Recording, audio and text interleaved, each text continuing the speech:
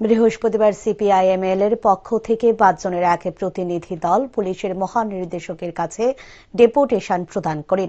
Deputation প্রদান শেষে CPIML এর রাজ্য সম্পাদক পার্থ কর্মকার জানান, গত অক্টোবর মাসের 17 তারিখে পুলিশের লকআপে মৃত্যু হয় বাদল ত্রিপুরার। পরিবারের সন্দেহ তাকে অত্যাচার করে মারা হয়েছে। তবে আশ্চর্যের ব্যাপার হচ্ছে, ঘটনায় পুলিশ এখনো পর্যন্ত চার্জশিট জমা করতে পারেনি। তাছাড়া রাজ্য সরকারের পক্ষ থেকে পরিবারকে ক্ষতিপূরণ পর্যন্ত প্রদান করা হয়নি। তাই অতি দ্রুত চার্জশিট জমা দিয়ে সুষ্ঠু বিচার প্রক্রিয়া সম্পন্ন করার পাশাপাশি পরিবারকে আর্থিক সাহায্য করার দাবি নিয়ে সিপিআইএমএল এর এদিন এক ডেপুটেশন প্রদান করেন।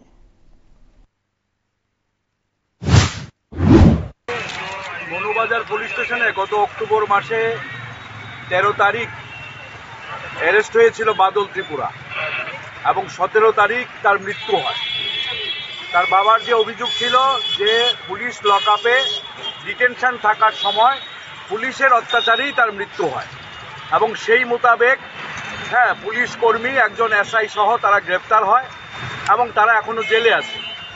এখন আমরা যে আজকে যে বিষয়টা তুলতে চেয়েছি সেটা হচ্ছে মূলত যে 3 মাস 12 দিন অতিক্রান্ত, কিন্তু এখনো চার্জশিট দেওয়া হয় নাই।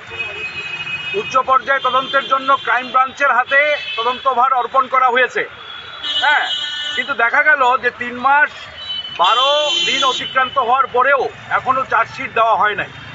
তা আমরা দাবি করেছি যে একটা নিরপেক্ষ স্বচ্ছ তদন্ত আমরা চাই, কারণ এটা এমন একটা ঘটনা যে পুলিশের লকআপে, যে পুলিশ মানুষকে রক্ষা করবে সেই পুলিশের লকআপে আসামির মৃত্যু হয়েছে এবং অত্যাচারের জন্য, এবং তার জন্য এসআই সহ কনস্টেবলরা এই অত্যাচারে যুক্ত।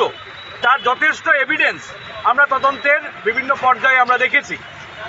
কিন্তু এখন এটাই ভাবছে ত্রিপুরার মানুষ বা লোকাল, যেটা দক্ষিণ কালাডেপা অঞ্চলে তার বাড়ি, মনুবাজার থানায়, সেখানের মানুষ বলছে যে তদন্তে পুলিশ কর্মী যারা অভিযুক্ত তাদেরকে পার পাইয়ে দেওয়ার জন্য, তাদেরকে ছাড় দেওয়ার জন্যই আজকে চার্জশিট যথাসময়ে জমা দেওয়া হচ্ছে না।